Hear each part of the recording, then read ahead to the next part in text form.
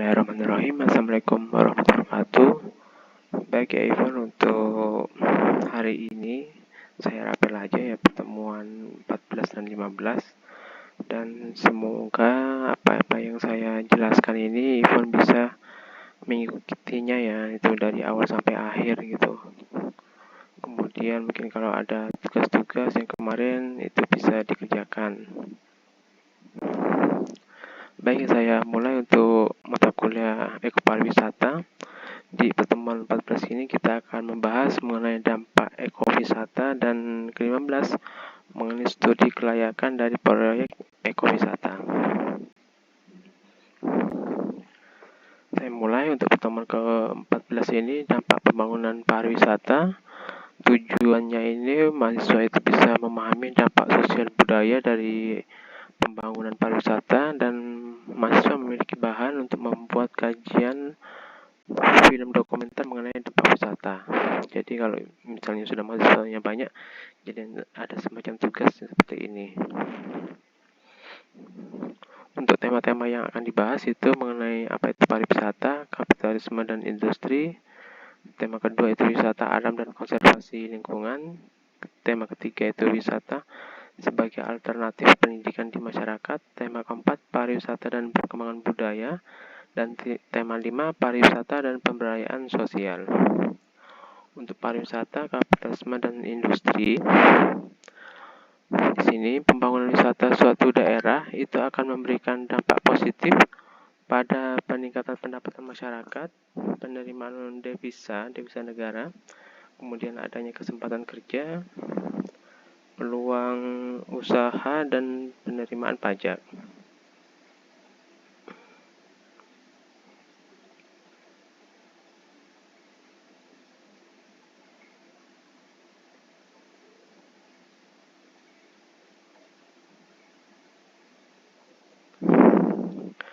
Pariwisata ini memiliki multiplier effect, yaitu angka pengganda dalam kegiatan ekonomi. Jadi ini ada semacam dampak positif dari kegiatan pembangunan wisata itu.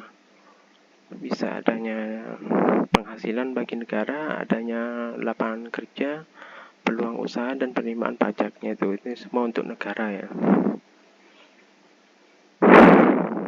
Di era kapitalis itu semakin majunya perkembangan ilmu pengetahuan dan teknologi itu mulai dihitung segalanya dengan prinsip untung ruginya gitu. Jadi kita berusaha tetapi juga kita memikirkan itu dampak baik buruknya itu dari penghasil yang bisa didapat itu.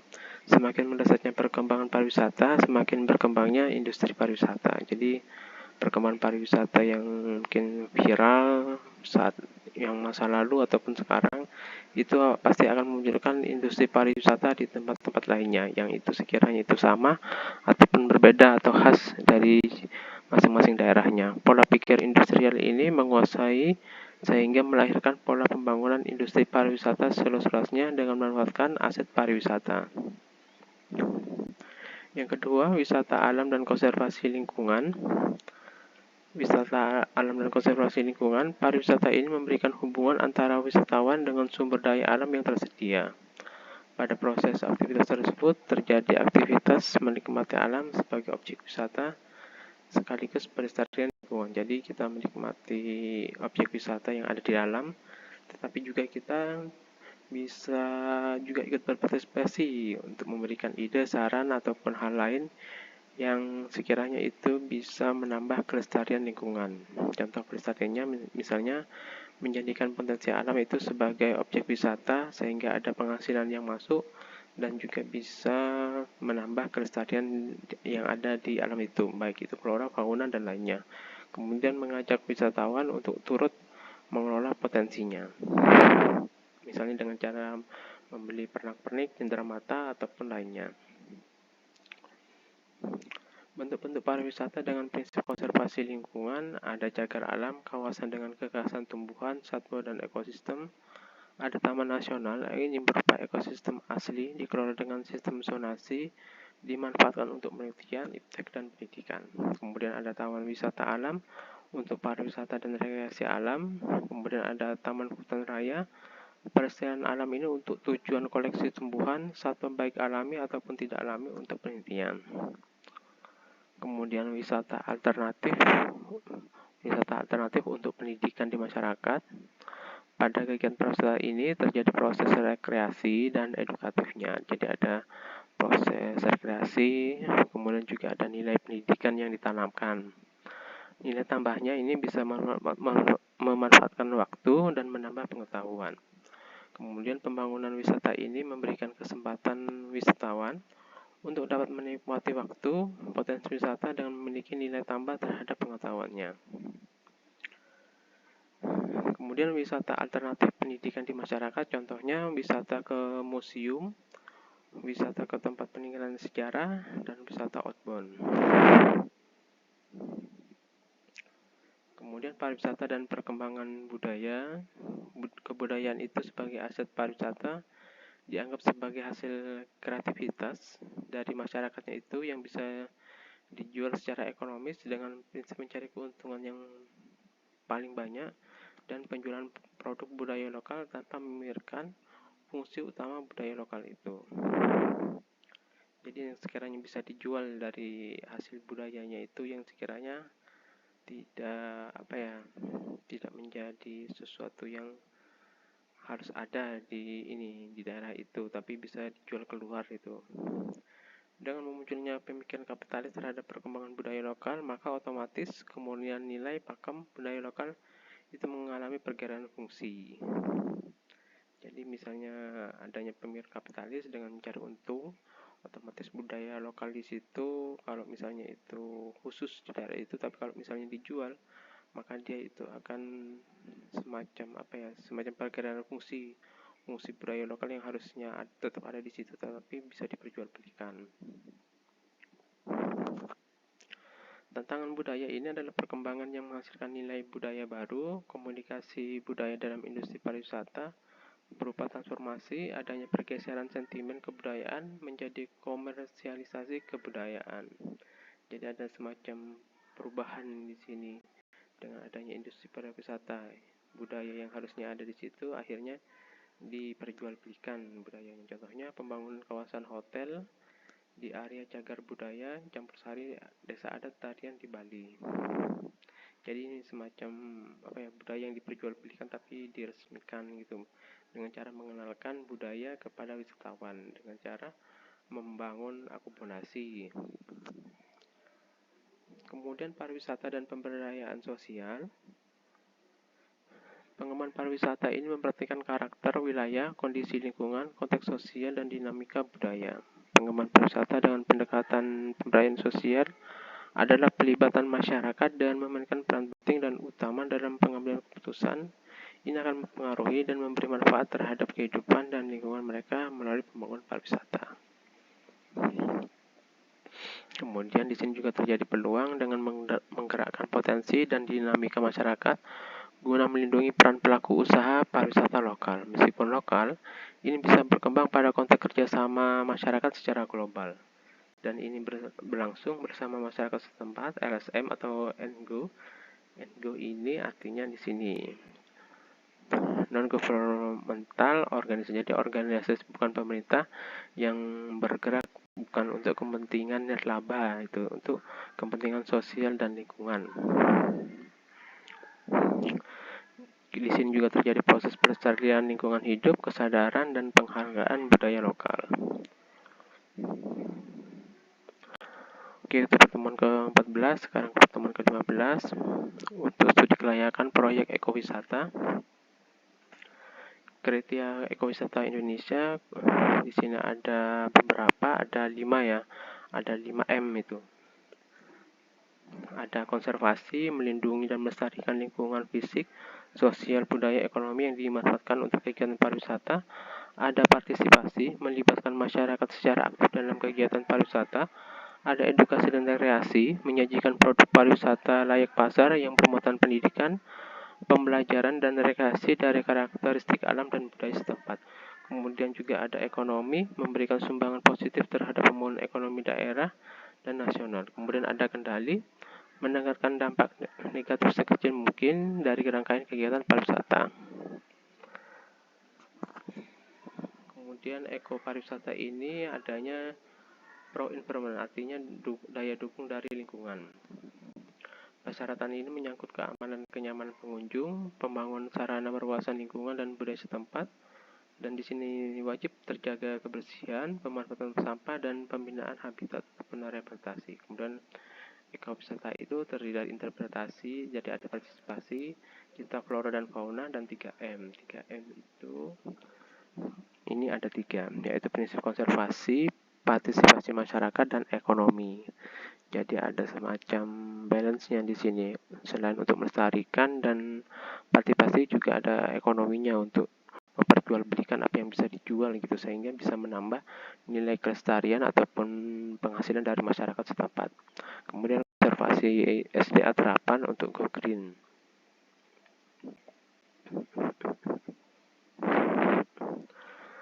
Kemudian analisis manajemen proyek konstruksi berupa inputnya itu ada dokumen kontraknya seperti apa, sumber dayanya itu 5M. 5M di sini sudah saya carikan, itu ada berdasarkan pada alam, kemudian ekologi yang selalu tersedia, itu artinya dia itu sumber dayanya selalu ada, itu dilestarikan dan tidak dirusak. Kemudian pendidikan lingkungan untuk menjaga kelestarian dengan pendidikan bermanfaat bagi masyarakat setempat, dan kelima itu ada nilai kepuasan bagi wisatawan. Dan juga di sini inputnya berupa peraturan standar konstruksi. Prosesnya itu pelaksanaan proyek konstruksi, dan outputnya itu bisa berupa infrastruktur bangunan. Tahapan dalam proyek konstruksi itu adanya kebutuhan dari masyarakat, kemudian di studi kelayakan, kemudian dibuat suatu penjelasan, membuat rancangannya, melakukan pengadaan, pelaksanaan, dan pemeliharaan, dan persiapan penggunaan. Kemudian ini saya sudah carikan apa itu studi kelayakan. Studi kelayakan proyek ini adalah penelitian ilmiah yang dikembangkan dengan prinsip manajemen untuk menilai kelayakan proyek yang dinyatakan apakah bisa dilaksanakan dengan berhasil dan dia itu memberikan untung ataupun tidak. Kriteria kebutuhan studi kelayakan ini menggunakan dana publik yang besar atau proyek yang penting dan strategis berdasarkan kebijakan publik. Yang kedua itu mempunyai sifat ketidakpastian dan resikonya itu bisa tinggi. Merinci proyek-proyek yang dihasilkan dalam prastudi kelayakan yang mempunyai indikasi kelayakan yang tinggi. Proyeknya ini memerlukan penajaman dalam rencana melalui pembandingan 2 atau lebih alternatif solusi yang unggul. Dan proyeknya ini memerlukan indikator kelayakan yang lebih teliti berdasarkan keinginan pemberi kerja dan lainnya. Kemudian lingkup studi kelayakan ada formulasi kebijakan perencanaan yang meliputi kajian terhadap kebijakan dan sasaran, perencanaan lingkupan dan penataan ruang, serta pengadaan tanah. Kajian terhadap kondisi luar pada wilayah studi, pengambilan data fisik, ekonomi dan lingkungan. Kemudian ada prediksi hasil analisis kuantitatif untuk setiap alternatif solusinya. Kajian penggunaan alternatif teknologi dan standar yang berkaitan dengan kebutuhan proyek, dan studi komparasi alternatif solusi pada koridor yang terpilih dalam pra-studi kelayakan. Kemudian apa itu fungsi dari studi kelayakan itu? Untuk menilai tingkat kelayakan suatu alignment. Alignment di sini adalah bagian dari rekayasa jalan ya, yang dititik beratkan pada rekayasa bentuk jalan, sehingga itu bisa memenuhi fungsi dasar dari jalan itu.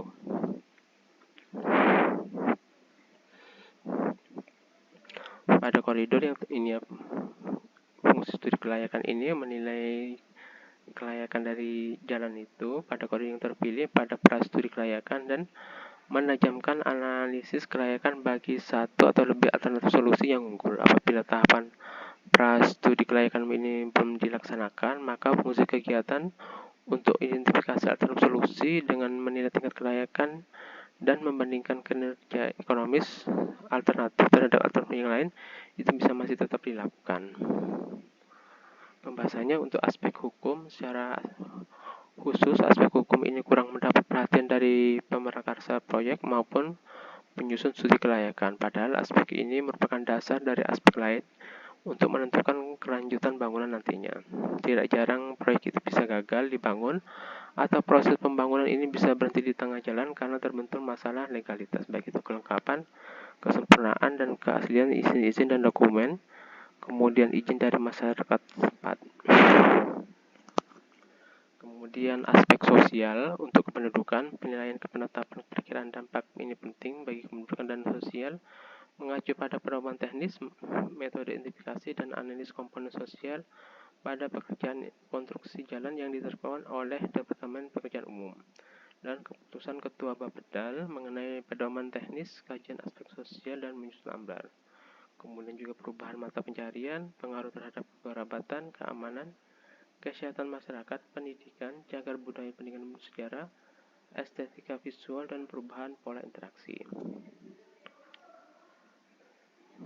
Kemudian aspek ekonomi, apakah proyek ini bisa mengubah ataupun mengurangi pendapatan per kapita penduduk setempat, seperti seberapa besar tingkat pendapatan per kapita penduduk, pendapatan nasional, ataupun upah rata-rata tenaga kerja setempat ataupun UMR. Untuk biaya proyek, ada biaya pengelolaan tanah, administrasi dan sertifikasi, perancangan, konstruksi, supervisi, komponen biaya bukan proyek, nilai sisa konstruksi. Untuk analisis proyeknya, ini ada break even point, ada benefit cost ratio, dan lainnya itu. Kemudian aspek teknis dan teknologinya, ini memperhatikan dari lalu lintasnya, topografinya, geometrinya, geologi dan geoteknik, pengerasan jalan, hidrologi dan drainasenya, dan struktur jembatan. Kemudian aspek manajemen ini untuk menunjang proses pembangunan, ada perencanaan, pengelolaan dan pelaksanaan, dan pengendalian ataupun perawatannya. Aspek manajemen yang dikaji ini menyakup manajemen dalam pembangunan visi proyek dan manajemen saat proyek itu nanti akan dioperasikan atau dilaksanakan. Kemudian aspek keuangan, ini berkaitan dengan penentuan kebutuhan dana proyek pembangunan sekaligus alokasi serta mencari sumber dana yang bersangkutan secara efisien, sehingga memberikan tingkat keuntungan yang menjanjikan bagi pemilik proyek ataupun investor. Kemudian aspek lingkungan AMDAL secara khusus itu meliputi dampak lingkungan di sekitarnya, baik di dalam usaha ataupun proyek maupun di luar proyek yang akan dijalankan. Ini diperlukan pengajian mendalam terhadap pengaruh pembangunan terhadap lingkungan sekitar. Untuk lingkungan biologis, bisa dari pengaruh terhadap flora dan fauna. Untuk lingkungan fisik kimia, pengaruhnya terhadap tanah, kualitas air, temperatur, polusi udara, kebisingan, dan vibrasi ataupun getaran. Baik ya, Ivan, itu mata kuliah yang bisa saya sampaikan dari ekopariwisata. Jika ada yang bertanyakan, silakan bertanya biar jelas. Kemudian untuk soal-soal kemarin yang UTS itu bisa cepat segera dikerjakan dan juga bisa segera dikumpulkan ya secara daring, meskipun kuliahnya ada ini ya, saya buat video dan soal-soal itu segera dikumpulkan itu dari rumah itu. Saya tunggu ya supaya nanti itu ada nilainya mata kuliahnya. Terima kasih, saya akhiri. Assalamualaikum warahmatullahi wabarakatuh.